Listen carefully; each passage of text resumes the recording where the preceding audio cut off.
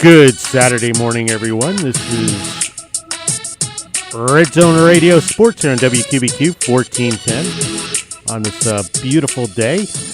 And happy Veterans Day to everyone, including myself. How are you, sir? I'm fine. Can you hear me? I can hear you. That's wonderful.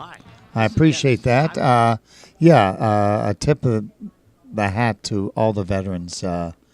This probably should be as important a remembrance as any day we have during the year. It's spectacular. I agree. I'm overwhelmed when I think of all the people. Like I said, my dad was World War II. A lot of his friends, I get to know a lot of people, and I sure don't feel like I missed out, but I sure feel like you can see that if you're not over there fighting, I guess you don't have an appreciation what they went through. Right. But I heard enough stories to know that, and I don't know if I had the chutzpah to measure up like some of those guys. You do. You like to think you would, but you know what? It's easy to say that now that it'll never be proven. Well, if I could do it, you could do it. Well, you did it, and congratulations. Hats off to you because I know you served, and you served admirably. I appreciate that. That's phenomenal. I think, like I said, that could be a show unto itself. But by the same token, let's not, Well, right. This is a sports show. It's a sports show, but by the same token, let's not forget or minimize right the all of the heroic deeds that were done on all of our behalves. And I'll leave it at that. We don't need preaching, but we do need it pointed out. And I'll point it out. Thanks so much to our vets. They're phenomenal people. They may cut you off in an intersection. They may cut you off, and they may take forever in the grocery store line. But you know what? It's really, really minor compared to what they did for you. Yeah. Keep that in mind. So always throw a buck or two when there's vets, ringing bells or trying to, Right. You got to do it. You got to do it. That's the least you can do for what they've done for you. So enough of that. But thanks again, vets, and on to sports. And we on the way over, you had mentioned a few things that you were they weren't stuck in your craw, but you wanted to talk about. And I always like that because you always have such an interesting perspective on things. Well, I appreciate that. But I do want to tell the folks out on the radio here the story that I told you when I was playing trivia. Yeah, I love that. I actually was I haven't played in a while, but I have a group of friends and they asked me to play, and so I went last Thursday night, and one of the women at the table started to talk about the Patriots. The Patriots. She's a big Patriot fan. She loves the Patriots. She's a Red Sox fan. She's from Boston. From that, Boston. Sure. Yeah. But she's yammering on about the New England Patriots and to me, and I'm like, well, I just truthfully, I have not watched any games this year. And she goes, "Oh, you're one of those." One of those, like somebody threw a dead tuna at her doorstep at her feet. It's I like that, but I'm with you. And like I said, our quote unquote boycott, if you want to call it that, I won't even call it that. Our disinterest is what I guess I want to call it. Is I find it not only justified by the behavior of the people participating in the sport, right, but also the management of the people in the sport. Yep. And like I said, will they survive without me? Oh, heck yeah. Oh, yeah. But maybe a message will be sent. If you lose points on the ratings, that'll matter. Yeah, I believe they are feeling the pain. Well, I don't. It's too early to tell, and obviously the people that are locking arms and telling you they're going to say, "Oh, that's right. Short-lived. That'll be over with in a couple seconds." Right. And the ones that hope it crashes and burns. And I'm not in the hope it crashes and burns category as much as I am in the I hope that somebody listens. Yeah, I don't think they're going to. What's funny is I'm not a big Bob Costas fan, and actually over the last probably 5 or 8 years, I've really soured on him. Well, he's a entertained, and I'm not knocking because I never paid that much attention to him. Right. Obviously, he's covered everything in the Olympics, but Right. but he has seemed to have gotten into there's a level of esteem that people hold him in. Sure. And I look at him and I think, if it's an esteem, it's a simplistic esteem, only in the sense that I'm not sure he says anything in his commentaries that are earth-shattering or revelations. Well, when he does those, a lot of those commentaries and they're political in the middle of a sports thing, just really drives me up. Well, the wall. I knew that would drive you up, Yeah. and I think.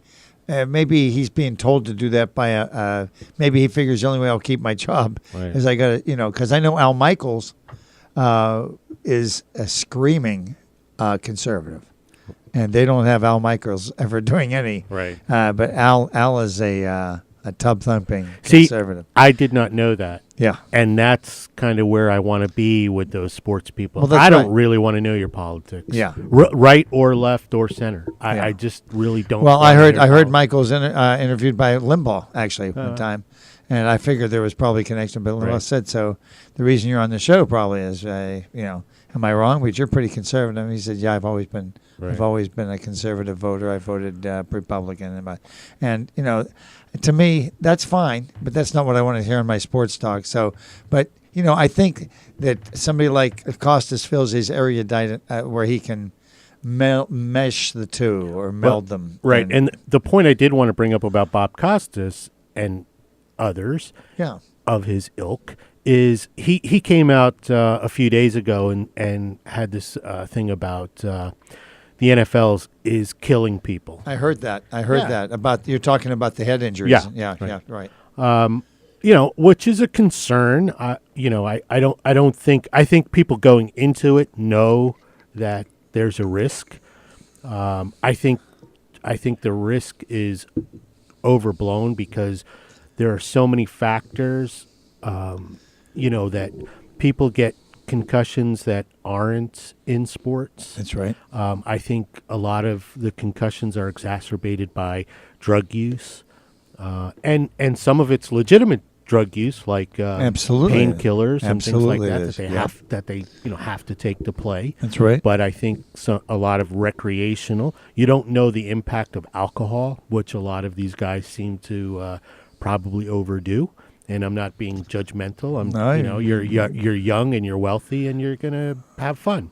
I agree. And part of having fun, a lot of times, is having something to drink. Yeah. So it's not a criticism, but I think you also know that it's probably going to catch up to you eventually. So, but having said that, my thing with Bob Costas is, now he's becoming like the elder statesman. He kind of is. You're right about that. He's in his mid-60s. I'd say he's my age. I'm 64. Yeah, I think he's my age. Right. Yeah. And what's funny is, so he's had this 40-year career of sports broadcasting. Now, all of a sudden, when he's in the twilight of his career, the old sage, right? Yeah. But he's in the twilight of his career. He's going to start bashing the very industry that has made him famous, yes. and so I often wonder, the 30-year-old or the 25-year-old is coming up, going, "Hey, what are you doing, pal?" And it just seems like these older broadcasters are the ones who are really sticking it to the NFL. It's not, you don't hear much of these 30-year-old broadcasters. Oh no, it's and I think I call it the Andy Rooney complex or the syndrome, where you get older and you're kind of revered in what you've done in the past. All of a sudden, you can just you can turn on anybody and say anything at any time, and it does surprise me that Costas came out with that. Right, it surprised me because me he would normally. Well, I'm going to take that back. It actually didn't surprise me. Really? Yeah. Okay. Well, you bring up an interesting point, but and I don't think it's about Costas as much. It's again, you break all of these things down. The head injury thing in football, really, when I played when I was 10, I was well aware by my mother, right, how dangerous the sport was. Yeah, and she didn't show me X-rays of right. But the fact of the matter is, she said you're gonna break your arm, you're gonna break a leg, you're gonna get knocked crazy. I mean, and that was her way of saying exactly what people are saying now. Not good for you. Right. It can't be banging your head into a wall or a human being for 20 years every day of your life. That can't be good. Right. Can't be good. And you're going to find out it's going to waft to soccer. It's going to. I just want to go back to the football thing though. It's not like every single person that plays football winds up like this. No, of course not. And a lot of these guys that they point out to, like the old timers who are they're 85 and they go, oh, and they're suffering senility. Yeah, it's like because they played football. No, it's because they're 85. No, that's unfortunately that's the thing that you have to decide. Like I said, right now to me this whole thing about the head injuries, it's not a revelation. Just like there are still people that go into lawsuits and argue they didn't know cigarettes were bad for them. Right. It comes to a point where you have to be accountable for knowing the information that's available. Right. And nobody's hiding it from you. If you hit me in the head with a shovel 10 times, I realize that that's not good for me. Right. And no matter what, if I'm playing a sport, maybe I'm playing a sport called hide the shovel or something. I don't know. But the fact is, that's and so whether you get head injuries or you're going to hear something about their knees are shot, their backs are shot. I think so. Like I said, I have a friend. I told you a friend in Washington. She's 4'9", little. She was a gymnast in college. Right. She's so racked with arthritis now. She's my age. She said, I didn't see it coming, but I should have. Right. Because I'm jumping. You're dismounting from 10 feet 15 times a day and pounding your legs into the ground. Yeah, but and I said, well, yeah, I guess that's right. No, I interrupted you. I was going to interrupt you about that. Okay. You never know. You could have never been a gymnast and be suffering from terrible arthritis. That's exactly right. Or you could be the best gymnast in the world and never have a problem like that. It's just your makeup. Yeah. It could be as simple as one circumstance, one hit you take in a football game. Yeah. That can turn everything around. So it can be the day-to-day battering, or it can simply be, Right. Franco Harris probably will not have any cognitive problems because Franco Harris avoided contact like the plague. Right. If you're going to tackle Franco, he ran out of bounds. Right. He didn't stick his head down and drive for the extra 2 yards. He still made the Hall of Fame. Right. But he was smart enough to realize, I'm getting out of here. And so, and like I said, Jim Brown, 80, he's still. Yeah. And he would look for people to drive and run into. It all depends. Yeah. But it's again, it's going to be a holier than thou. Right. Well, haven't we learned our lesson type thing. And the fact of the matter is, money talks. If you want to end soft, you end pro football, you end college football, you end college football, you end high school football, you end high school football, you're changing the culture entirely. And that's okay too. Yeah. But here's how simple it is. Here's your decision, Jimmy. You're going to go out and play football. There's a chance you could really get hurt. Right. That's as simple as it is. You may never get hurt, or you may your third time on the field be done for the rest of your life.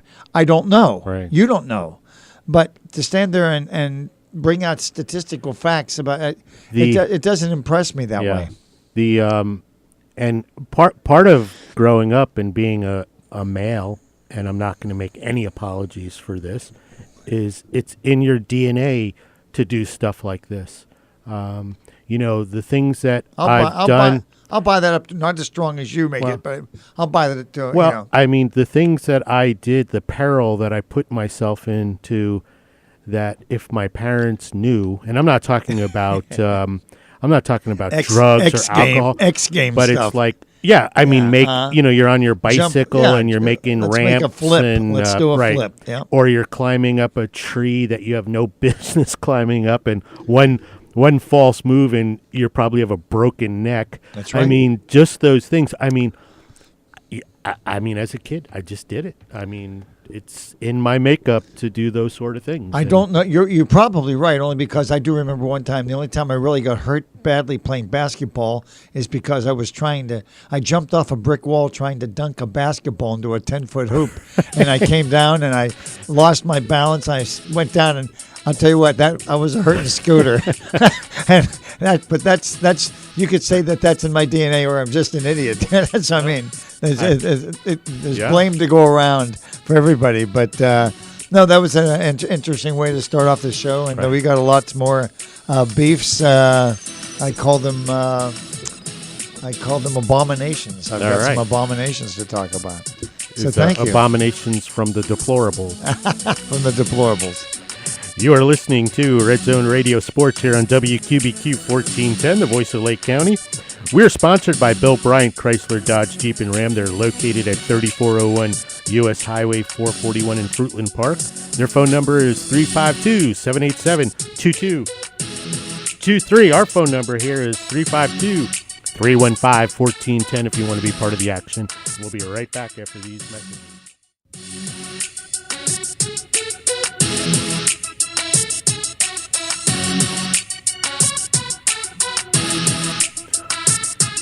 We are back with our Red Zone Radio Sports here on WQBQ 1410, the voice of Lake County.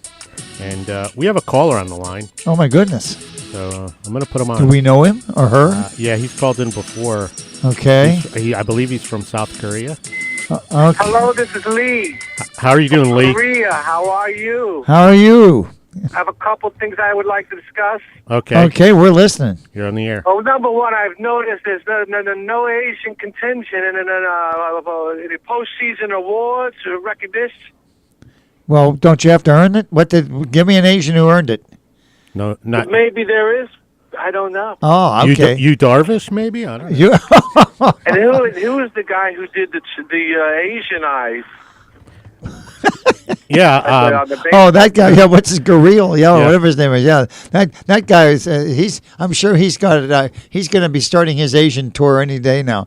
Going around. Why and signing. he do that? Why he do that? That's pretty. I don't know. That's pretty insensitive and ignorant. Is it true that, and you may know this, that there's a North Korean hit squad after him? Is that true or not? No one can discuss that. I'm not allowed to discuss it. Sounds like you have some inside dope on that, but you're not going to share, are you? Nothing I can say at this moment. But we are monitoring your show. That's just what I need. Well, that won't be hard. Right, that won't be hard to do, Lee. Hey, thanks so much, and we will. We'll be passing out the Asian awards in the second hour. That's right. Yeah. Hey, tell us the best Asian guys at least. We will do that. Right. Thanks a lot. Talk to you later. All right. All right. That's everybody's a critic. That's what you get when you answer the phone around here. Was that Mohawk Mike? Probably. What we're going to do is, let me tell you the call-in line, and 352-315-1410. Talk to us here, Red Zone Radio. We're ready for you. And this isn't your run-of-the-mill show. If you're just listening the first time or you just happen to come across us on the dial, we're not going to be talking about who is better, LeBron James or Michael Jordan. I mean, we're actually going to... Wait, what? Say, well, Greg still wants to have the argument, but I don't. But what we do is we try to... I certainly don't try to bring down false idols or anything else. I just like to talk about what I think is some of the things that are overblown, that don't need to be... my question I have written in front of me is, what's the significance? And I find there's almost no significance in what is discussed. Can I throw one at you real fast here, Greg? I didn't bounce this off you. Now there's something that is it's shown up. It's arisen in all of the sports talk shows and all of the sports TV shows.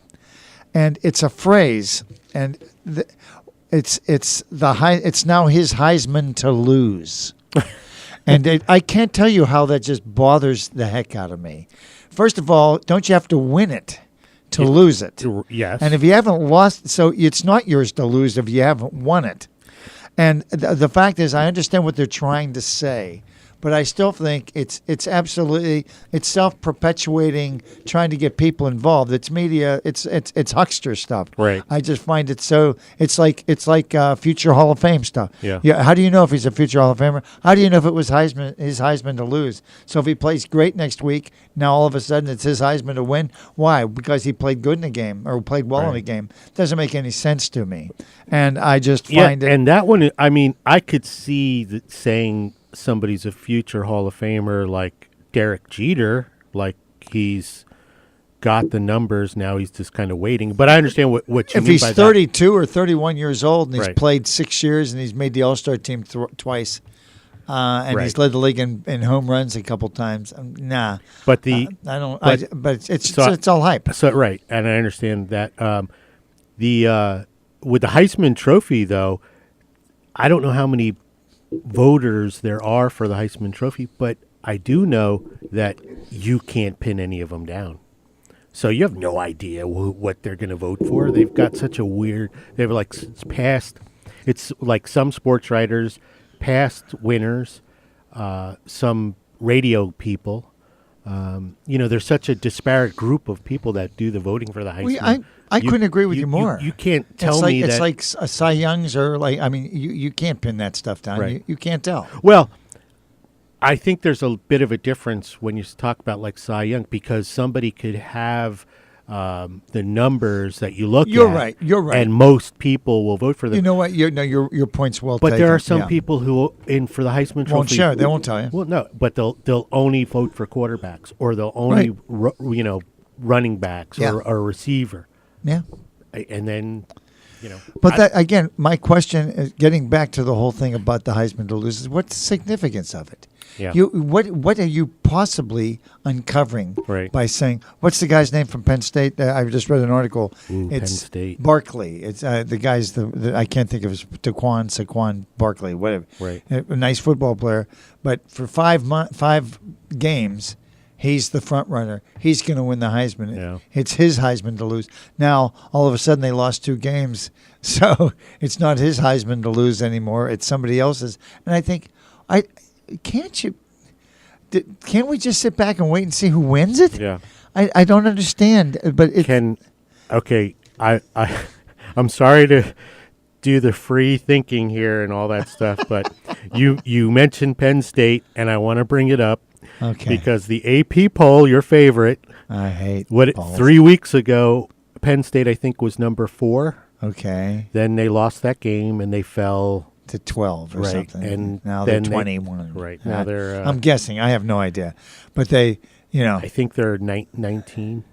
But anyway, now. Yeah. So it's just funny that I wanted to bring that up because we talk about that a lot. But I do talk about it because what's the significance? Right. There's no significance now of knowing where you're ranked. Right. Absolutely none. Right. Now, when you get 2 weeks to go and you say, here's where we think everybody's ranked. Right. Now, that's okay. But I'm glad you brought that up because that's another thing that's bothered me. This stuff is all media hype driven. Yeah. And a perfect example. Do you remember when we were kids? What was it? It was the top 10. Yeah. Now you got 25 team. Right. Then it became 20. But that wasn't good enough. Right. Now you got to be in the top 25. Right. And I think, well, they're just trying to broaden their base. And maybe you got to give them a pat on the back because I guess they obviously did that. Right. But to me, it has no significance. You dilute it. It is so watered down. When I start talking about 23 ranked Kansas State, and I think they're no good. Yeah. I mean, if they were good, when I hear somebody ranked below 20 or ranked, worse than 20, I think that's just now it's all totally subjective. What have they ever done? Right. But more importantly, I really do have a problem with the dilution of the significance of what you're talking about. Let's make it the top 30. Why isn't it the top 30? Right. Why isn't, hey, they fell at number 28? I mean, why not do it? Go all the way to 100. Okay, Texas A&M's playing number 74 ranked SMU or something. I mean, you might, if everybody's really interested and you're trying to include everybody, then do it. give every team in the country a ranking every week after each thing. Right. You're going to talk about rankings, but don't just like target it to the top 20 and act like, well, that's all anybody cares about. No, they aren't. If I'm an SMU fan or if I'm a Pitt fan, say they just got beat at home by North Carolina, they might be 93rd. I saw. So they went from 68th to 93rd or something, and you go, well, okay. To Pitt fans, it has significance, I guess. Nobody else in the world cares about it, and it's the same thing. I don't care about the. I don't care about the top. The if you're beyond the top 10, I don't care. Right. And so why even worry about it? But I know it's a hype. It's a machine. It's this. It's that. And the media's created it because it did. You remember when you were a kid, nobody cared who was number 12. Right. It was the top 10. Here's the top 10 in the paper. Yeah. The API, UPI top 10. Right. Boom. Then it became, the top 20. Boom. Now it's the top 25, for God's sake. And if that's not good enough, take it up to the top 50. I don't care. But I'm just saying it's insignificant. I don't know what your stance or feel. I agree with you. Yeah. I do look at it in a casual sense because I do find things like Penn State's precipitous fall in the rankings to be fun.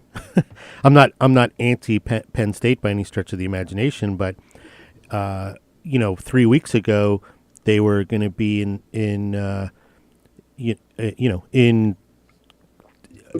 to win the bowl. Yeah, the bowl. But that you're making my point for me. And then 2 losses, and they're at 19 or 23 or whatever they're at. But thank you for making my point for me. The point is, all that rigmarole and blather. Right. If you waited 2 weeks, it's hot air. Right. Because when they're 6-0, but they've got Ohio State and Michigan State coming up on the road. I don't want to hear how great they are. If they beat Michigan, Ohio State, and Michigan State, now, okay, they've only got 2 games left. Who are they against? Now I'm interested. So I think, but I don't want to hear the guy had the Heisman and he's losing it. Yeah. He didn't. Right.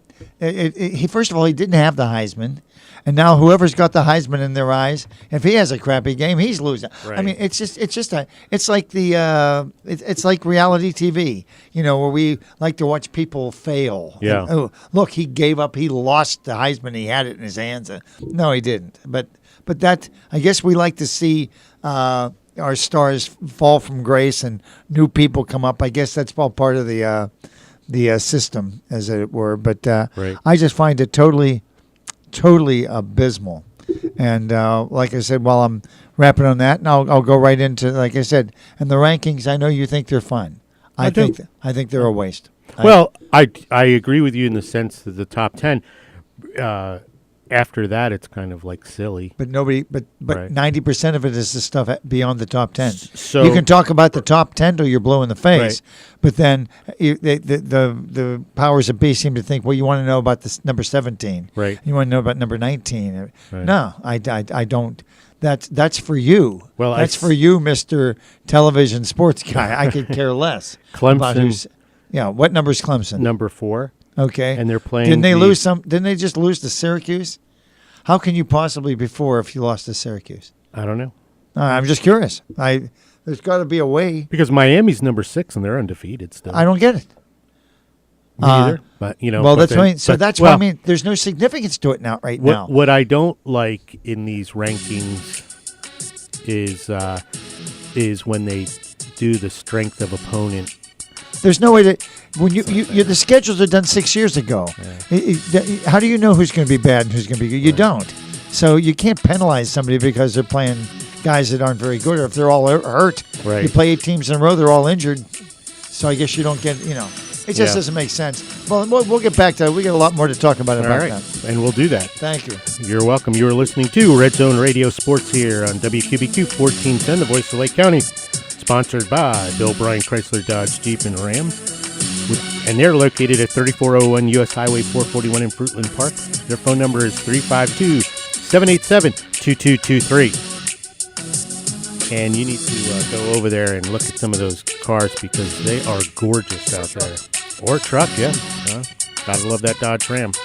We'll be right back after these messages from our sponsors.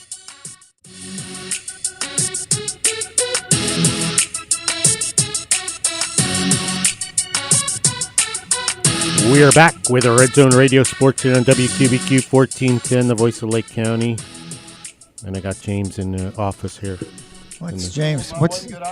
What's James doing in there? He's making me nervous. All right, well, okay. I think this is my monthly employee. We are so glad. We are pleased as punch and proud to be working for James. We are. He's maybe the best radio man in the business. Yep.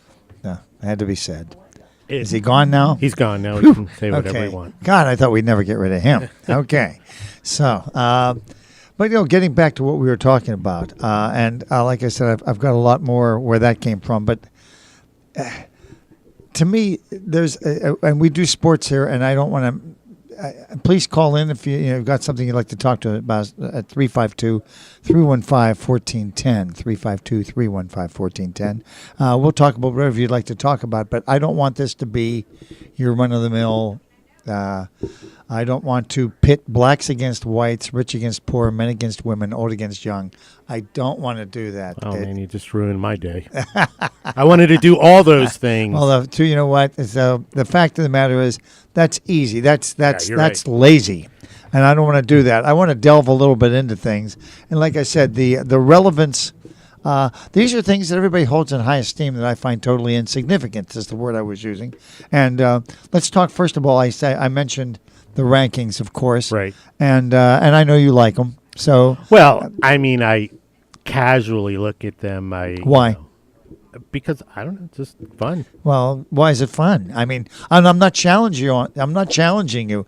You can have fun, and that's fine. But since I don't enjoy it, or it's not fun to me, I want to know what fun it is for you. I'm not going to say that can't be fun. I just want to know what's fun about it. I don't know. Boy, that's some this type of riveting radio. You visceral, you can't get this anywhere else. No, you can't. Come on, I challenge you to tell me why it's fun. I don't know.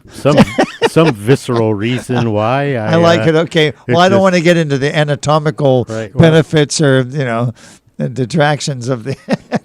I'll tell you what. Forget I said it. Okay, you like them, I don't. Turning the page, as it were. I just look at them and I find, it's interesting to me how Penn State has fallen. But that well, okay, so you are one of the people who likes to see people collapse. No, I didn't say I liked it. I said it was interesting. Well, okay, you find it interesting to see teams I find collapse. it interesting that Miami's number 6 and they're undefeated, and some of the people ahead of them, like Clemson, are not. And the point I'm trying to make, though, is they have who cares, because they haven't played Notre Dame yet. Right. They haven't played Clemson yet. Right. It doesn't matter right now. And when Notre you got Dame's a game, number 3. when you got a game, who cares if you have a game? Now, that's my point. If this is all great talk with one game or 2 games left. Right. But in the middle of the season or early in the season and the preseason number 1, I can't think anything worse or more obnoxious in my life to talk about. Ooh. How can you tell?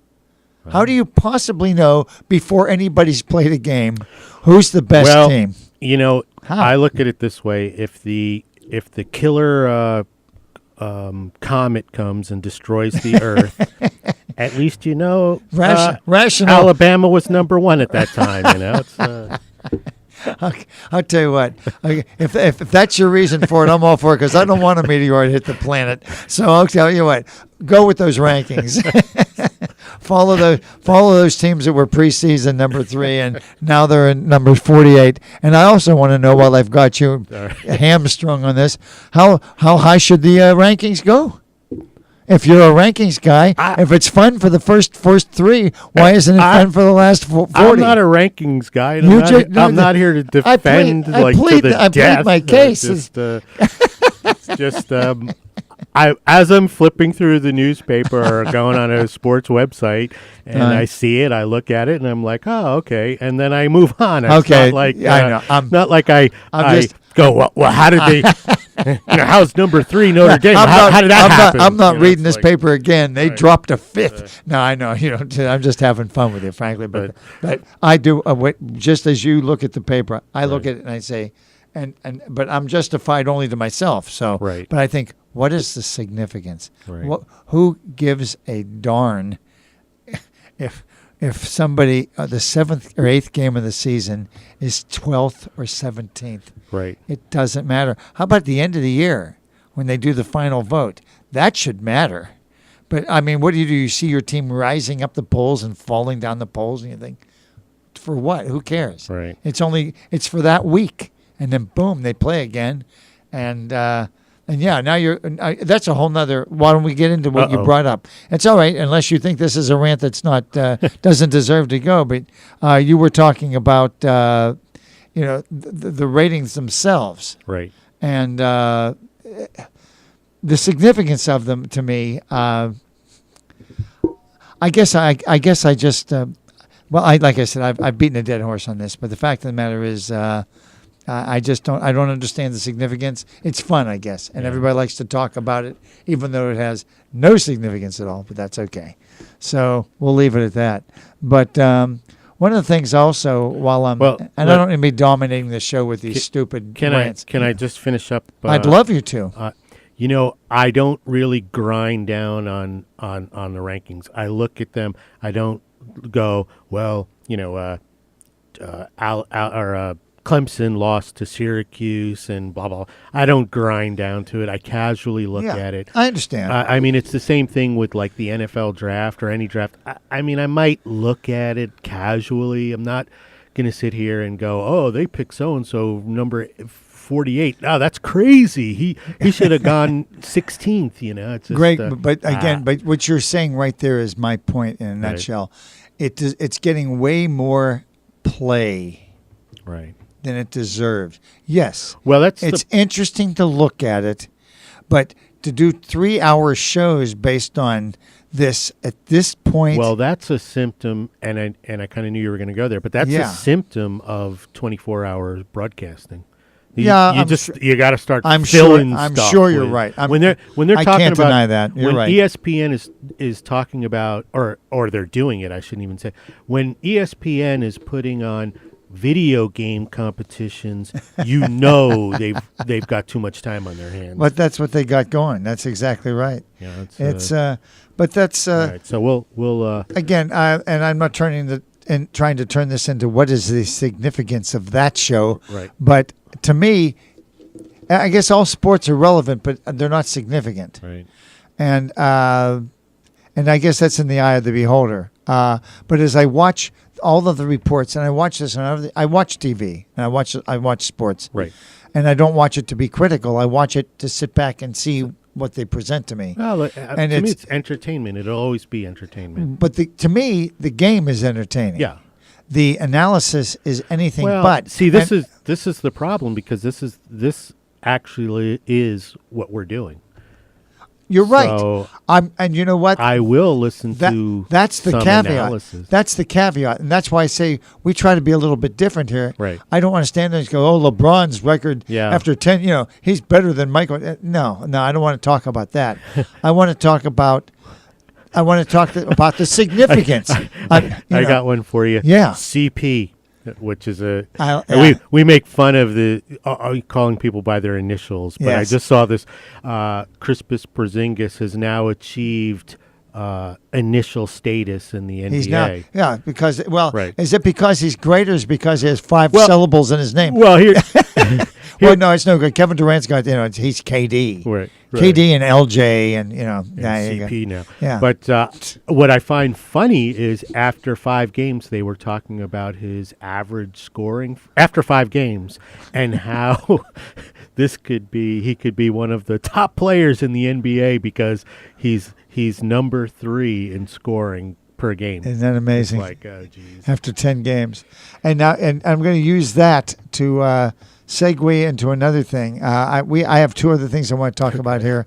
And like I said, if you have any comments or you tell me to shut up about the numbers 352-315-1410. But I really do. These are things that I find to have significance to everybody else but me. And I want to find out if they're significant to other people. And Greg's filling in and helping me out by telling me. But I want to talk about, I call it the dilution of milestone achievements. Yeah. And I know that's a big, long way of saying, but I was reading the paper, the local Daily Sun. Right. And they're talking about Braden Holtby, who's a good goalie for the Washington Capitals. They beat the Penguins last night Braden Holtby, and this is where I have a problem. Braden Holtby is the second fastest goalie to make it to 200 wins at his age. Right. And I thought, well, who's the third? Who's the fourth? I mean, what matters? Right. I mean, he can't ever be number one because he's past that age now. Right. So he's number two. And we're going to celebrate that like that's some amazing achievement. No, it's not. Right. In fact, who's number one? Do you know? I have no idea. Nobody did until somebody who was doing right. the rattling on about, and actually it was a good goalie, Ken Dryden. I had no idea. Yeah, but Kenny Dryden. Yeah, what's the difference between Ken Dryden and that guy you just mentioned? This guy, it took him, I'm sorry, here's the achievement. 200 wins as a goalie. Right. It took Ken Dryden 311 games to play, not that he played in, right. but his team played in right. to get to it. And it took this guy 319. Right. So it was an 8-game. Dryden killed him by 8 games. And the point is, well, anybody. But I want to put this in how it doesn't matter. Like, yes, is that what Ken Dryden has 5 Stanley Cups? Yeah, yeah. And that this makes guy sense. and I follow hockey, and I don't even know who he is. But how many does Washington Capitals have under him? Ooh, it's none. I think, yeah, some of those things are a little ridiculous. And then you make me go into my isn't it a team sport diatribe. I won't do that. Hey, the Capitals have fielded a very good team a lot. They've won the President's Cup. But they can't for some reason, and it's probably the goalie's fault, win in the playoffs. So I don't think it is, but the goalie's fault. Well, I mean, they lost to the Penguins the last 2 times in the playoffs, right? And I don't think it was Holtby's fault. I think that they just they have a bunch of overpaid offensive players that hang around looking to score. And I'll leave it at that. And did you hear that? Speaking of the Capitals, that Ovechkin is opening up some sort of website or something. I thought he was opening up a restaurant. No, to herald Vladimir Putin. He's swell. He's a big Vladimir Putin fan. He's tooting Putin's horn. I like that. Anyway, you can't beat that. I digress. I like that though. But just talking about this, again, to me that is diluted beyond. If somebody is the first to make it, right. or somebody is the first, I can see somebody saying he started in the goal for 200 wins.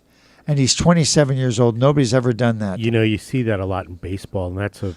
But they're diluted. Yeah, but I mean. And then the guy goes out next year and sprains his ankle and never to be heard from. It doesn't matter. Yeah, he's the fastest guy to get to 100 wins. He's got it now at the age of 25. Okay, now that is totally insignificant and worthless, unless you're sitting at home dying to know who was the fastest. That's trivia, is what right. that is. Yeah. It's not significant to baseball, and I just find it. And like I said, I was curious just to hear what you had to say because I respect your thoughts on these things, but these things bother me because it's I call it a manipulation of the culture, and it because. I don't think they're not smart enough to delve into it. So, right. Gee, hey, did you know Joe was the second guy to get, because he heard it on TV? Who cares? Yeah. Okay, I want to know who's the second fastest third baseman to 100 home runs. Well, who knows? Those are things that drive me crazy. I think are so silly and they break it down to like what position they play. Yeah. He's the 4th fastest second baseman ever to. The word dilution is what I'm talking about. Yeah. It's diluted. Yeah. Who care?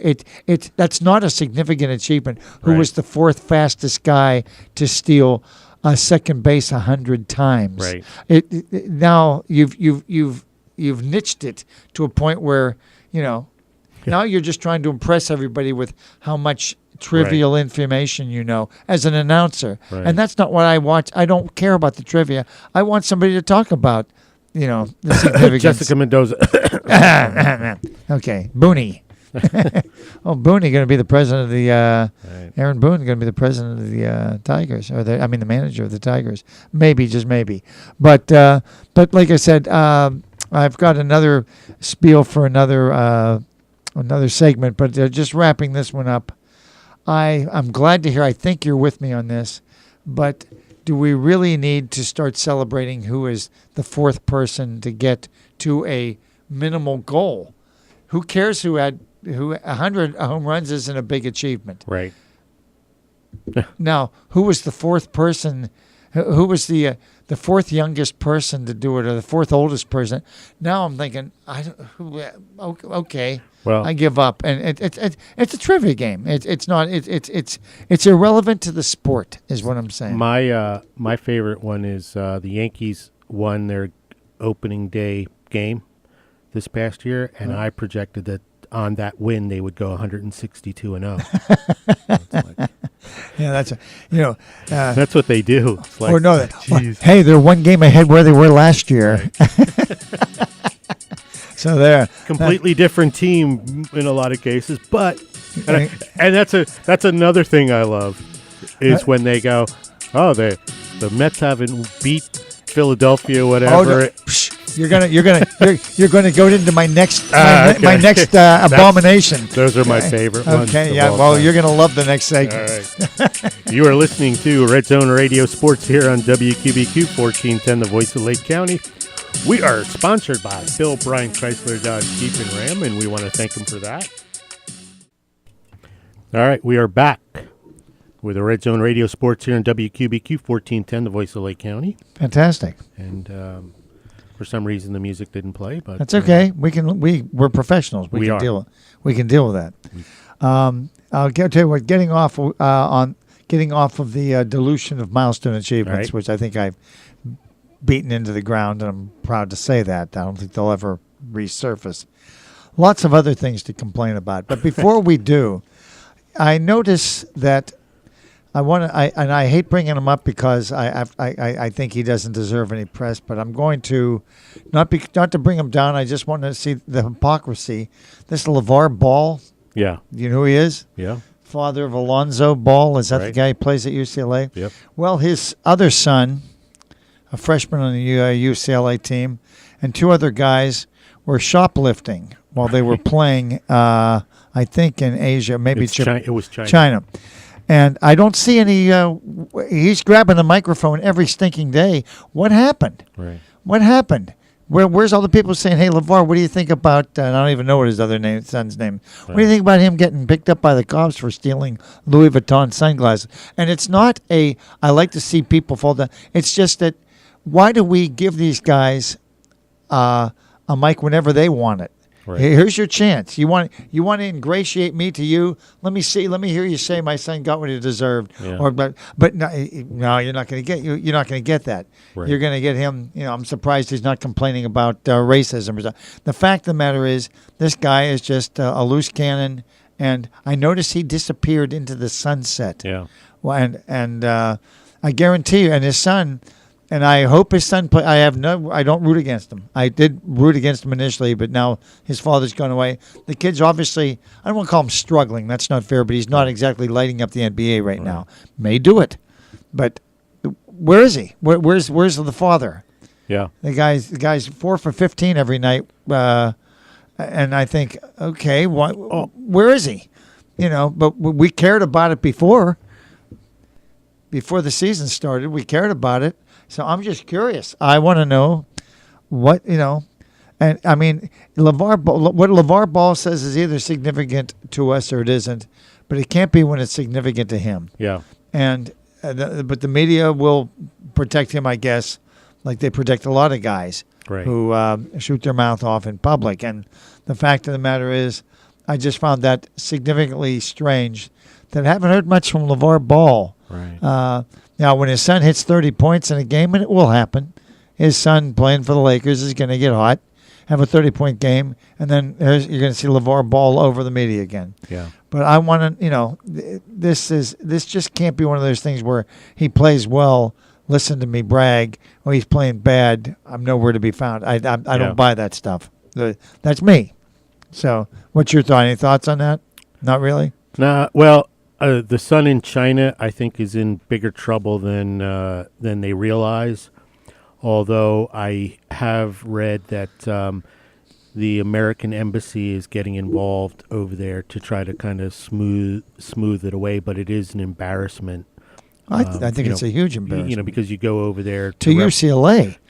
Right. I mean, you're kind of representing, not only your school, but the United States. Yeah, but the violence of the institution itself is getting nailed. Yeah.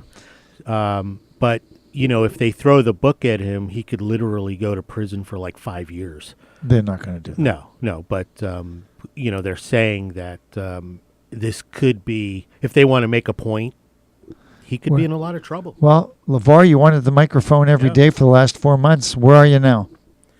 Yep. I want to hear it. Call the press and tell them you want to tell them something. I'm loath to bring up somebody when I can't remember their name in the comparison, but the brother that's playing in the NBA is actually, other than his shooting, he's actually doing very well. He's doing okay. Yes, in rebounds, assists, and actually blocks, and he's playing decent. He's a good basketball player. Right. And they compared him to somebody who's a Hall of Famer, and I can't remember. I can't remember his name, but. That's okay. It's just... He may be a Hall of Fame basketball player someday. Well, I don't know. He's going to have to step up the scoring because even the guy that they compared him to is... Kobe Bryant? No. It's not a top echelon. Oh, okay. It's a kind of a secondary... All right. But a very good ball player. But anyway, I don't really watch the NBA all that much. It's not a knock so much at the Ball family it's a knock at the media. Yeah. Because you've created something that on the belief that you think everybody's dying to hear what the guy says. Right. Here you have an opportunity to say you promised what a great player this kid was going to be. Right. He's not doing so well. And by the way, your other son is in jail for stealing. Yeah. Why isn't he talking? Right. I mean, I'm not mad at him. He's not going to say, "Hey, let me talk about the arrest." I mean, but you're seeking out everything the guy had to say there for 3 months in a row. Why not get it? Why not get him on? He's an obnoxious, big mouth guy. Yes, he is. And I mean, you look at, and I'll bring Archie Manning. Archie Manning had a great career. Unfortunately, he played for bad teams. Played for lousy teams. Alonzo Ball didn't have a great career. Has sons that may or may not. Oh, you mean LeVar Ball? Right, LeVar, yeah. Okay. He has sons that may or may not be superstars.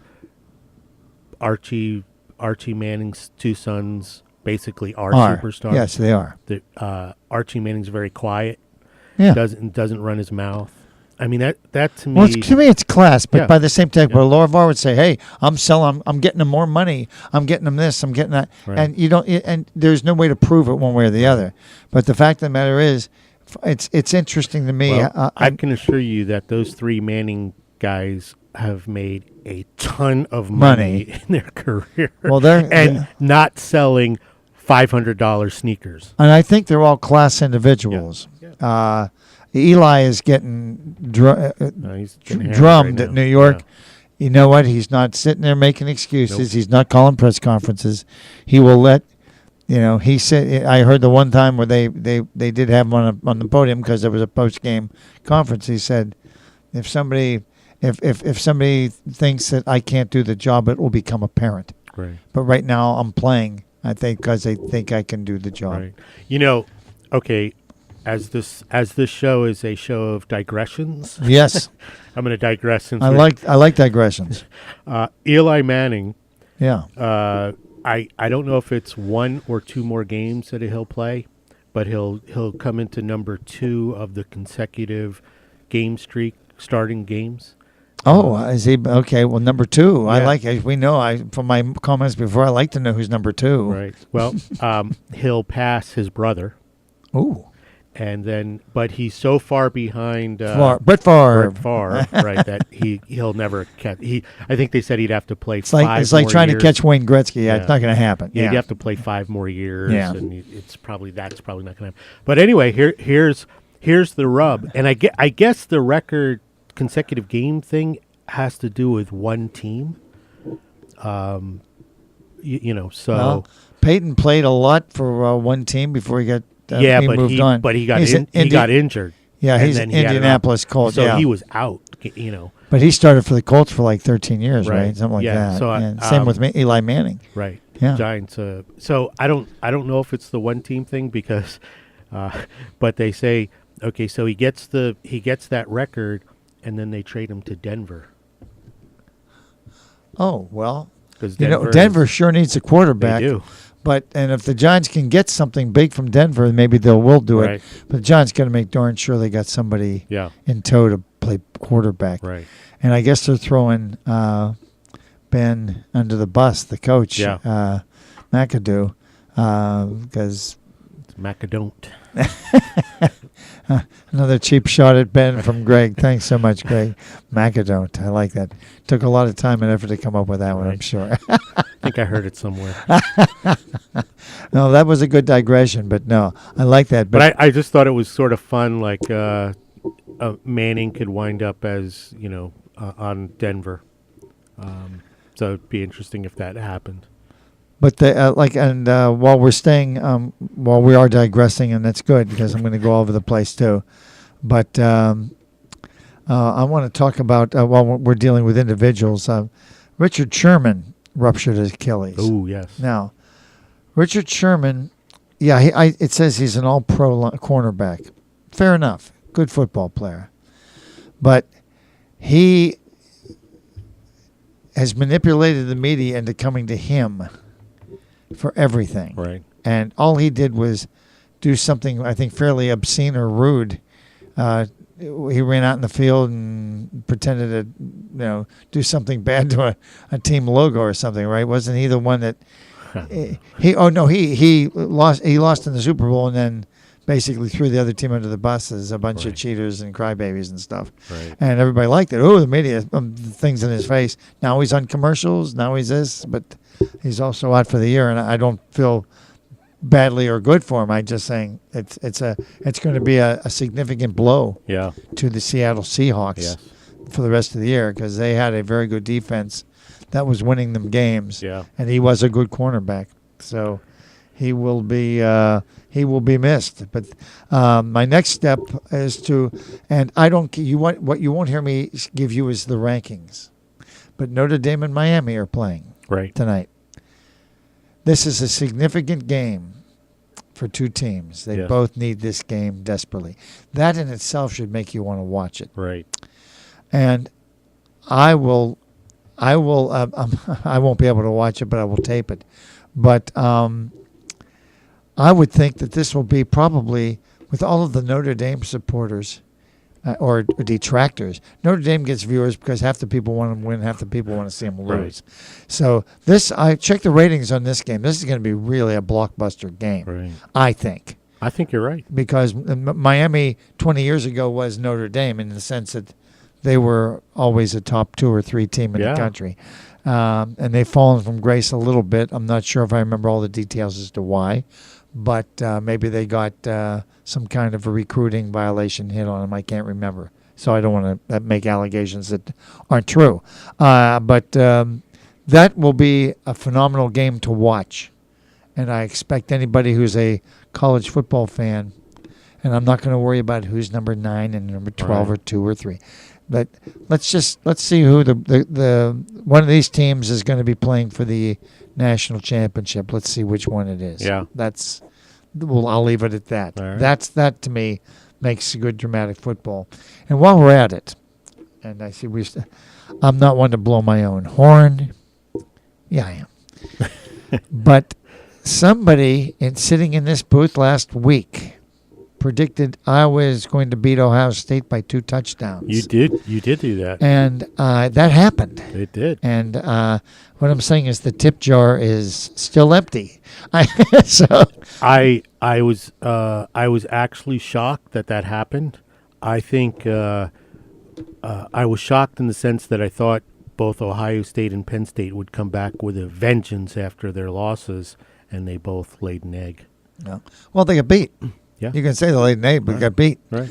And but the fact of the matter is, and I will still say this, he's been there for I think probably 15 years now. Kirk Ferentz is as good a coach as any of the Dabo Sweeney. Right. This guy's the guy at Iowa is excellent. In fact, that's why they don't let him go. If they go 6-5 one year, Right. they don't go, oh, we got to get rid of him. They're thrilled Right. to have him, and he's comfortable enough that he'll stay at Iowa the rest of his career. Although I'm sure that after all, people are going to, I guess they throw money at him to get out of there every year, and he won't do it. Right. He's probably pretty well taken care of.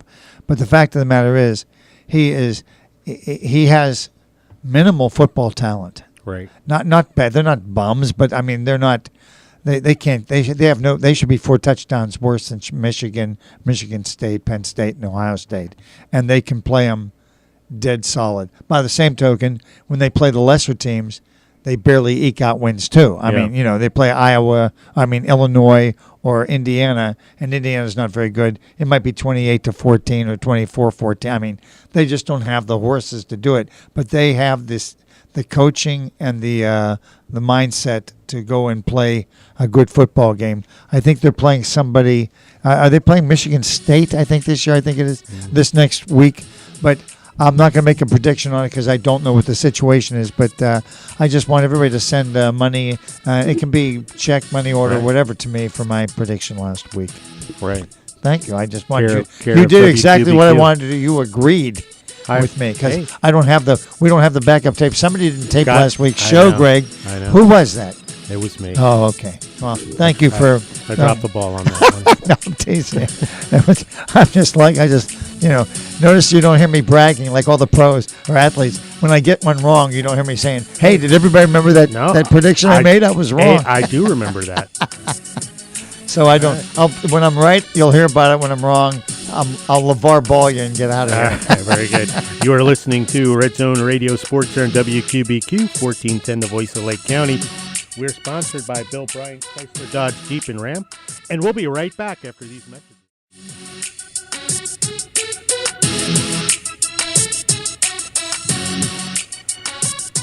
We are back with Red Zone Radio Sports here on WQBQ 1410, the voice of Lake County. I am Greg Malanczuk. Bob Wiltman is on the other side of the glass. Yes, I am. I keep keeping rock throwers to a minimum. But I have a potpourri of little items. let's rock. I love potpourri.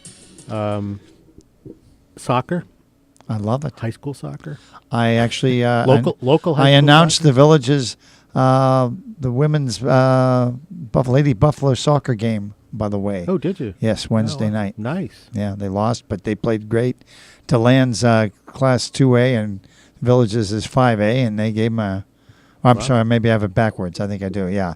The DeLand is in a much higher status in terms of their conference. And it was 6-3, but it was Madison Taylor, the coach of the I'm going off on a tangent. I'll get you. But she has done a wonderful job, and the girls really, really bust a move and go all out. Nice. And they got some underclassmen girls who are really excellent players. Nice. So that'll be I wanted to just shoot that in there. Right. So go right ahead and on with your soccer. Everyone went home happy the other night as the Villages high school soccer team versus Leesburg High School finished in a 2-2 tie. That was last night. So everybody was happy. 2-2 ties. Isn't that what soccer's all about? Is I don't think low-scoring tie games. I don't think and everybody anybody's gets a happy. participation The only team that I award? should be happy by that is the team that was visiting, and I think that was in fact that was the girls, right? Yeah, that was the girls that played. They played Leesburg last night, and they came away with a 2-2 tie on the road against I don't know if Coach George is especially happy with it, but we'll find out. Well, it's a girls, so he's not coaching the girls. But doesn't everybody get participation trophies? Oh, no. Okay, here we go. I can just hear radios clicking off. And then soccer was bad enough without, no. Sorry, right. Randy. Randy will come in here and torch the place. He's going to slap me. And then I just want to bring up Ezekiel Elliott's suspension has been upheld again. So I think this is it, because I think the next court would be the Supreme Court, and they wouldn't pick this up until like next year. So it would be Jerry Jones will do something to try to keep this from happening. We'll see if he can pull anything off. I just wanted to mention that. Okay, because Ezekiel, it's been so long since people can remember what he's in trouble for, but some kind of a domestic abuse issue. So that I do remember. Can't judge him, don't know anything about the details. Just know that it's been so long I forgot. But the fact of the matter is Ezekiel was supposed to miss the first 6 games of the season. Yeah. Now we're 8 games into the season, 9 games, depending on how many you've played, I guess. And so he's going to not be in uniform the rest of the year. Right. Okay. So we'll see what Jerry thinks about that. But that's I appreciate you bringing that up, because I forgot about that. And then there's the sad news of Roy Halladay. That's horrible. Yeah. What a horrible story. Yep. Guy's 40 years old, plays Major League Ball for 20 years. It was really a significantly good pitcher. Yankee killer. He was a good. He basically was 205 and 103. I mean, he won twice as many games as he lost, I think. And he was a dominant pitcher. And I don't know. Like I said, I'm not going to say future Hall of Fame, because I have no idea. He has credentials like Whitey Ford and Sandy Koufax. Yeah. You could make he's the only last guy to win a Cy Young in both leagues. Yep.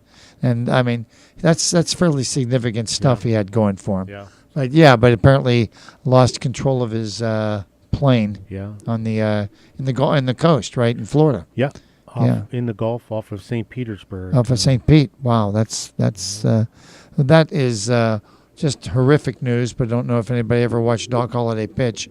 Really good pitcher. Well, really good. New York, for some reason, he really stepped up his game. I mean, not that his game ever needed to be stepped up. Yeah. But having said that, he would bring it even to another level when he pitched against the Yankees and the Mets. It was just the Yankees wanted him very badly. I was going to say, usually the Yankees' modus operandi is if they can't beat you, they get you. Yeah, and he actually turned him down. And went to Philadelphia. Wow. Got to think about that. Yeah. Jeez. And turned down more money. Didn't want to play in New York. So. Like I said, but he was not a controversial figure. No. So the man was one of the top pitchers in the game for, I'm going to say, 10 years. Yeah. Minimum. And but you never heard anything about him. No. He never. Everybody liked him. He never opened his mouth. When you hear, of course, I don't really think people badmouth somebody when they pass away, especially in tragic circumstances. Yeah. But having said that, all the players that they've interviewed said, he was such a wonderful guy, great guy. And I'm sure that that's true. I believe that is true, because you would these days if you're one of the top players in your position, and you're not doing something right, people are going to know about it. Right. And he was never a problem. Yeah. Had, I think, 2 or 3. Pitched? Am I wrong? A perfect game in the World Series or no hitter? No, it was a no hitter. But he pitched a perfect game in that season. Yeah. So here's a guy, when he had his stuff, you weren't hitting him. He was pretty good. Yep. I wouldn't say he was a blazing fastballer either. He just was a pitcher, like Maddox. He knew how to pitch, and that was amazing. But tragic. 40 years old. That's just that's heartbreaking. No question about it. So I'm sorry for that downer, but I just really I think that's something that needed to be addressed. So now we can turn to some of the other subjects. That was my house cleaning potpourri. I like segment. That. I have. Do you have other things you want to go right? Okay, I have something that. This is kind of. I'm going. We're going all over the place, but we're going to go back a little bit. Tell me if these. I'm going to read you a couple things, and I'll be brief. Okay, guys. But this is how you get a headache. Okay. Big article in the Village's Daily Sun. Saturday Showcase. Time to book trips for championship weekend. Okay, and we're talking about the different conferences. Listen to this and see if this doesn't give you a headache, then you're fine. Clemson can wrap up a third straight trip to the title game. not the title, but you can rip a third straight trip to the title game as Atlantic Division champs by beating Florida State, or if North Carolina State loses to Boston College. Number 7, Miami, the coastal leader, has a non-conference game against number 3, Notre Dame, but the Hurricanes can still win the division if Virginia Tech at Georgia Tech and Virginia at Louisville lose. And I now I'm thinking, okay, so I go to the Pac. Well, the Pac-12's got to be easier. Well, number 15, Southern California can lock up the Pac-12 South with a victory at Colorado or losses by Arizona and Arizona State. Number 9, Washington can't clinch the North, but a win over Stanford Friday and a loss by Washington State at Utah would give the Huskies the opportunity to lock up that division before playing the Cougars in the Apple Cup. What? Who cares? Let's wait till they're all done playing and see who wins what. But you can't tell me. Well, you can't tell me if you're a fan that doesn't. You start going, no, wow. I mean, I can't do that. Oh my the gosh. only time I think you can go even close to that kind of concept is only by saying, "Hey, if you win your next game, you're in." If you win the next game. I hate this. Like, well, if they win, but this team wins and this team loses and this other team loses and the team they're playing next week has to lose. Right. And I'm thinking, here's all you have to do: say you win, you're still in it. Right. Boom. Right. That's it. But we're not going to just wait till. We would wait a week, you wouldn't have to read that. Right. Then you'd say, you got to beat them. They have to lose. You're in. Right. Boom. But this. When you start adding 5 or 6 teams into the cocktail as to what has to happen, you're going to get a headache. Right. That gave me a significant... Because really it all comes down to controlling your own destiny. Yeah, and we all do that. I control my own destiny. I control my own destiny until a guy drives his car into me. But the fact of the matter is, I thank you for bringing it up because, as everybody may or may not know, that is one of my all-time biggest bugaboos is the phrase, well, when you talk to a team and they say, we control our own destiny. No, you don't. No, you don't. The team you're playing with may have a say-so in it. Right. But did I make my point? Absolutely. I think that's funny. Are so silly. That's funny. Yeah, it is funny. Isn't it? And if you're trying to follow it, you go, what? So that to me is absolutely breathtakingly stupid. And on the same article, all right, the Heisman Watch. I saw that, yeah. This is the weekend Oklahoma quarterback Baker Mayfield can put the Heisman Trophy in a headlock or open the door for another contender. So what that is, what he just said was he might improve his situation or make it worse. Right. I mean, okay, Mayfield left last weekend as the clear front runner with the help of some less than stellar performances by top candidates like Penn State's Saquon Barkley or Stanford's Bryce Love. So now it looks like the Heisman Trophy is Mayfield's to lose when he and the Sooners face TCU and the 5th best defense in the country. So if they get beat, if he throws for 500 yards and they lose, did he lose his? I don't know what that means. Right. To me, it is Headache City, and I can't stand that. Right. But that is where we have gotten, and you may be right with all the cables and everything else, because now to compete, you have to. If you're print, you got to throw it. I mean, you got to put. Gee, gosh, if we don't put all of the possibilities in the paper, they'll read the other paper that puts all the possibilities. And I would read the paper that tells me what the final result is, and and that just. Well, like I said, enough of that. But if you're listening out there, did I make my point? I mean, isn't that silly? Yeah, I'm not talking about the Heisman so much.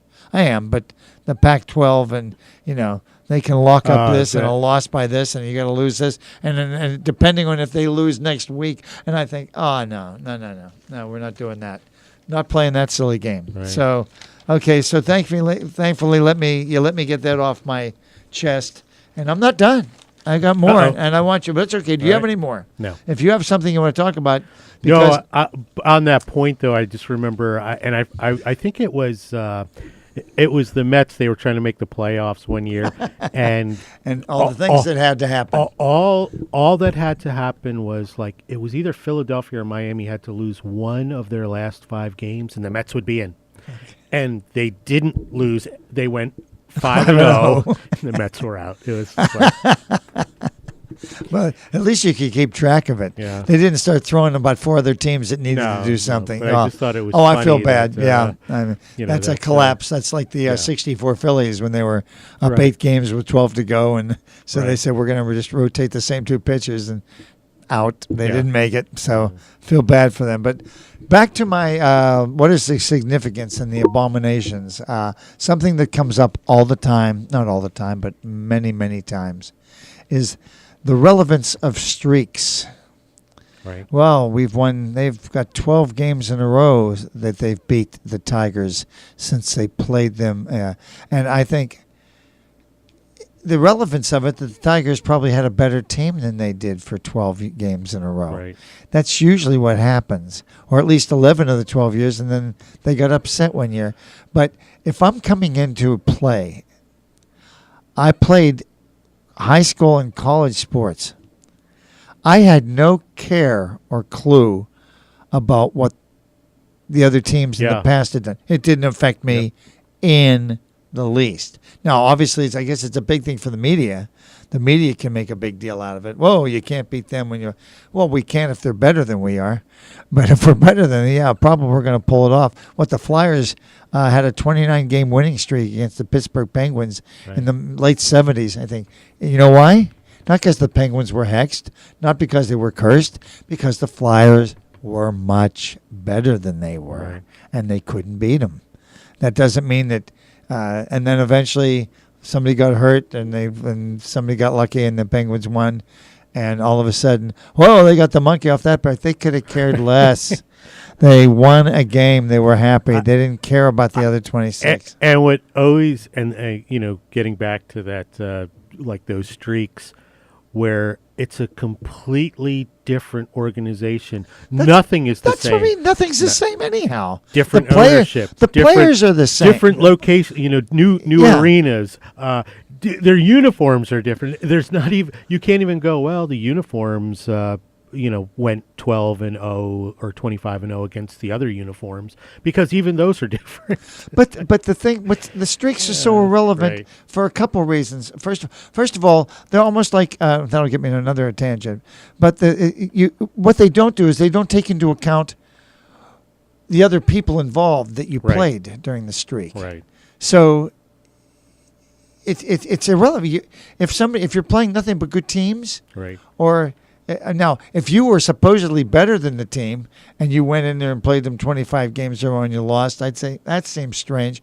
But the fact is, I don't know any of that happens. Right.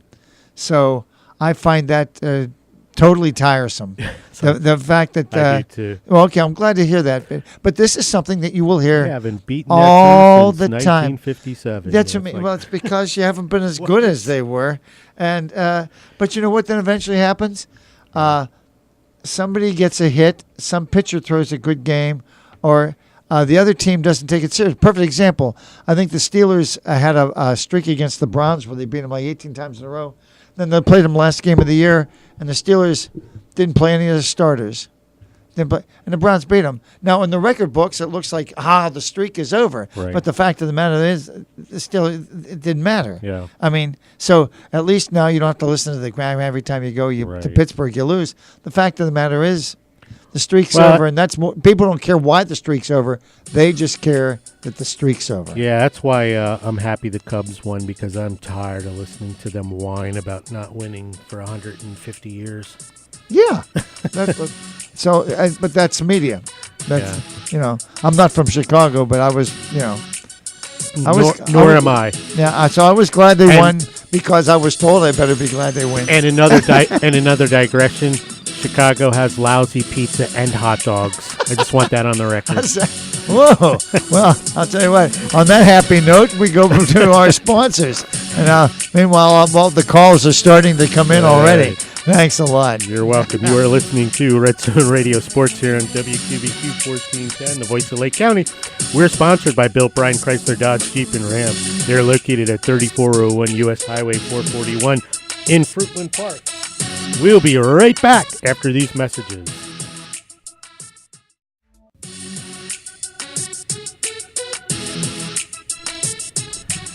We are back with the last segment of Red Zone Radio Sports here on WQBQ 1410, the voice of Lake County.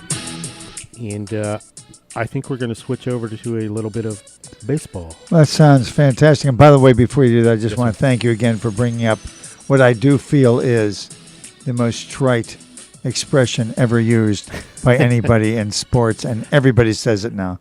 You don't control your own destiny ever. Right.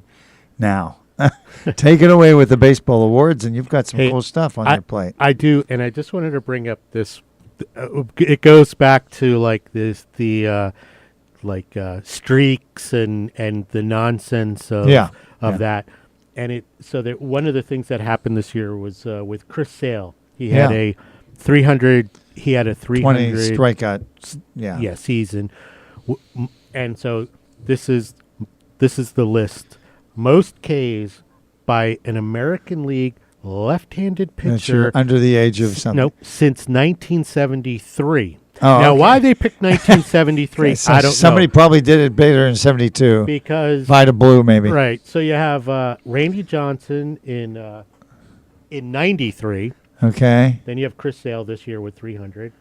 Then the next 2 years are Randy Johnson again in 95 and 97. So where does 1973 come into this? Can't they just say the 25 years? I'm trying to think. So there's probably no left-handed pitcher, and then 1972 there was probably Vida Blue probably did. Vida Blue probably had a pretty good year in 72. So I can't remember. I thought that was silly and it's just like goofy to me. It is. It's absolutely. It's. Can I use the word? It's insignificant. Right. Okay. So then, thank you. So then, I see. I wanted to mention in the last segment here the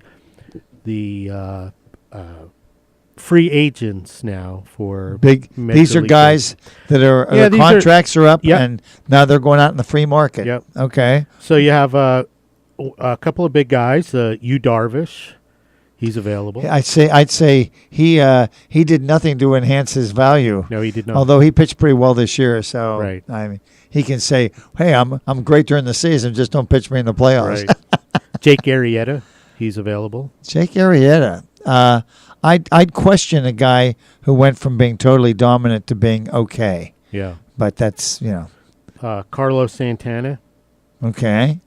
Plus, you get great music. Right. You can't beat that. You get a good ball player that's pretty good on the drums and the guitar. Yeah. J.D. Martinez. He's old, isn't he? I How think old's so. J.D.? 36, 37. Eric Hosmer. I don't know. Wade Davis. Somebody will throw a lot of money at Wade Davis. Right. Yeah. He's a relief pitcher, and he'll. Mike Moustakas. Mike Moustakas is a kind of you're into clutch hitting. I think he's a fairly good clutch hitter, right. But he's not a smooth athletic baseball player. Lorenzo Cain. He's a smooth athletic baseball player who's not very productive. Okay. The opposite of Moustakas. Your boy Jay Bruce. Jay Bruce, you want 40 homers and a 250 batting average with 180 strikeouts. He's your man. And last but not least, Todd Frazier. If you want 40 home runs with a 210 batting average and a lot of strikeouts, he's your man. What I hear about him is he's a great locker room guy. Is that worth $12 million? No, no. Unless he provides you with meals and drugs or whatever you need. I mean, no. But that is interesting. Each and every one of those players you mentioned will get more than they deserve. Right. I guarantee it. Right. Because there's desperate teams out there. Yeah, those are apparently the big names at the moment. More to come. Jay Bruce can get a lot of money. Yeah. He is. He's just going to. You hit 40, 45 homers, you're going to get money. I don't care if you bat 212. Right. And he didn't. He batted 250 or 260, I think. Yeah. Big strikeout guy that strikes out all freaking time. He's like Adam Dunn. Yeah. So, and then the minor, I'll call these the minor awards for Major League Baseball came out. These aren't the big, like MVP or Rookie of the Year, Manager of the Year, stuff like that. Cy Young. These are the Silver Slugger. Yeah. awards. Okay. Well, they're like Rawlings or Tops or something, right? All the sponsor. Yeah. I don't know who ponied up the money to have it named after themselves. Well, it's like the Gold Glove. I think that's Rawlings, right? Like I said, it used to be. Yeah, yeah. Who knows? It could still be. I don't know. Yeah, you're right. Catcher Gary Sanchez. Okay. What? Yep. He won the Silver Slugger. I was going to say, I was thinking Gold Glove and went, whoa, boy, they lowered the bar on that one. But no, Sanchez deserves it. Right. Eric Hosmer at first base. Now, this is the American League, obviously. Yeah, he deserves it. Jose Altuve, I don't know who that is. He's second base. And I'll bet Correa is the shortstop. No. No. Francisco Lindor. Oh, well, that guy's electric. He's good. I forgot all about him. Third base is Jose Ramirez, Cleveland Indian. Yeah. And the outfield is Aaron Judge, George Springer, and Justin Upton. Justin Upton. All right. I mean, that's your Silver Sluggers. Yeah, and then designated hitter is Nelson Cruz. That's like, the hitter that can't field. Right. No Gold Glove there. Yeah. Okay. All right. Well, that sounds to me like a pretty good lineup. I can't think of anybody that I think got shafted. Although, well, it's tough because there's so many good shortstops now. Yeah. Gregorius, I think, is very good. Yeah. I think Lindor is good. I think Correa is good. I mean, the shortstop now all of a sudden you've got some really good ball players at shortstop, and they went for a while when they weren't there. So, okay. And then you got, for the National League, catcher Buster Posey, who, I will say this, I like some of those commercials he does for whatever. I couldn't even tell you the company that it's. I think it's Progressive. Yeah, it's Progressive. But I love the one where he goes into the delivery room. Oh yeah. That's pretty good. I like that with the catcher's mittens. Paul Goldschmidt, first baseman. Nobody knows him, but he's a great player. Right. Yeah. Daniel Murphy gets it for second baseman. Should, yeah. Third baseman is Nolan Arenado from Colorado. He could be the MVP of the National League. Yeah. But did they make the playoffs? I can't remember. Colorado. They did one game. Yeah. Well, and they vote, but they vote before the playoffs. So I would think he'd win. Yeah. Where were we? Going to the outfield. Shortstop is Corey Seager. Okay. Outfield is Giancarlo Stanton. No surprise there. Nope. Charlie Blackmon from the Rockies. And Marcell Ozuna. Good. I thought you were going to say Yusuf Puig. I was going to say not Puig. Don't give me Puig. And then, of course, because it's the National League, you have a pitcher, Silver Slugger Award. Do you have a guess on that? Silver Slugger Award. I'm going to guess it's. I guess it can't be Baumgartner because he was hurt. I'll give you a hint. He's a Cardinal. Wainwright. Yep. Yeah. All right. Whoa. Well, between that and picking the Iowa game, I should be making all sorts of money. I needed the hint. I wasn't going to Wainwright at all on that one. Double your salary. So that being the case, that's cool. That's cool beans. I like that. The Los Angeles Dodgers won the best defensive team. I guess that's a consolation prize for losing the World Series. Okay. I don't. Who says? I mean, I guess, but they have more. One of those awards. They have more good defenders than anybody else. Is that what they're saying? Okay, that's fine. I don't know. That's. But run out of names. that Colorado's got a good player that plays second. But who'd you say with the second base for the National League? Do you remember? No. Okay. I closed out that window. That's okay. Oh, it was. I can't remember who it was, but the fact of the matter is that LeMahieu, who plays for Colorado, is pretty productive. Right. But it was obviously there was a good hitter that played for somebody else. With Seager's now, he's the shortstop.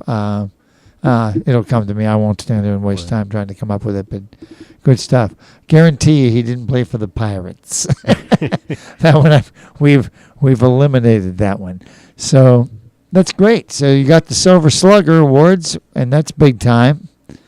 And I like that. And I know while you're trying to track down who that second base guy was, I'm just Now it's actually moving over to Gold Gloves. Oh, good. Let's see the Gold Gloves because people. I'm just always curious how they determine that.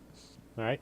Well, in the American League, it certainly is not Gary Sanchez, but it is Martin Marinado. All right. Maldonado, okay. Angels. Yeah. And the National League is Tucker Barnhart. Wow. Of the Reds. How would I know that? I never see Tucker Barnhart. Right. He must be great because he's not that good a hitter. So they keep rolling him out there, so he must handle pitchers well.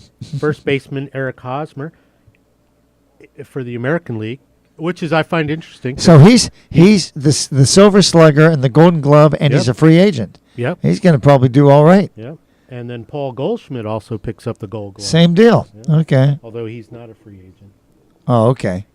Second baseman Brian Dozier, the Twins. Twins, yeah. And DJ Lamar, I don't know how to say his name.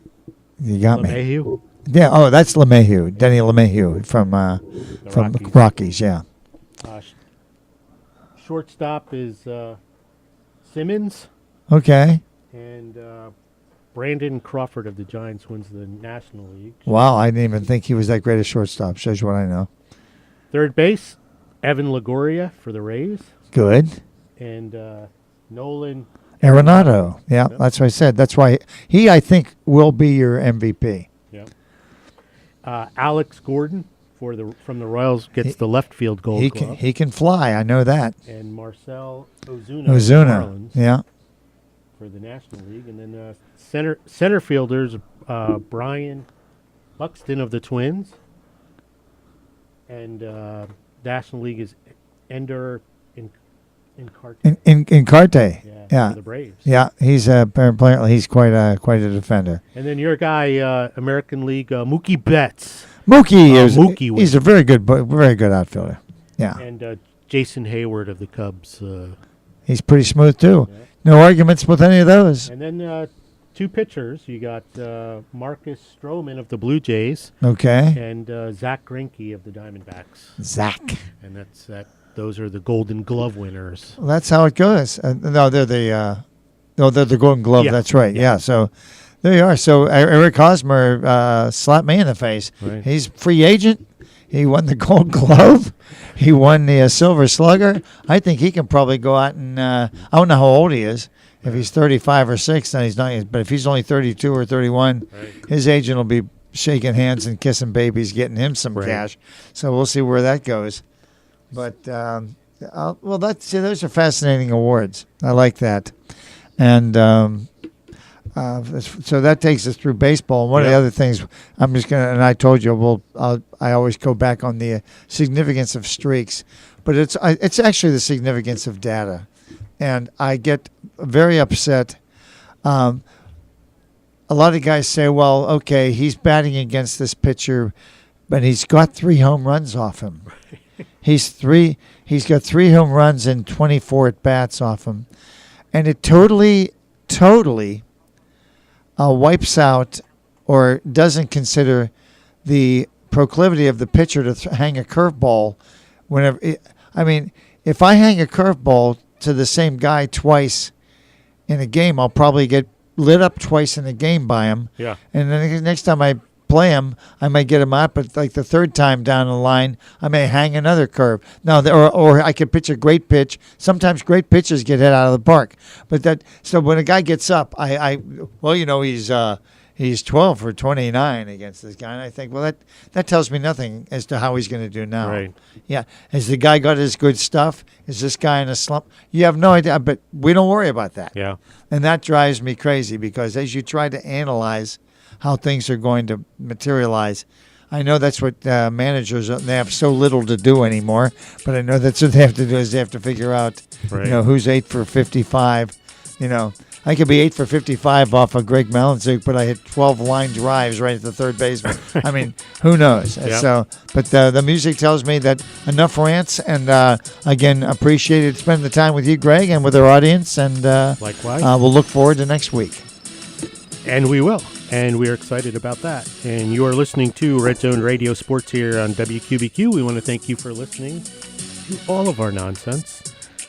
We are sponsored by Bill Bryan Chrysler Dodge Jeep and Ram. We are located at 3401 U.S. Highway 4.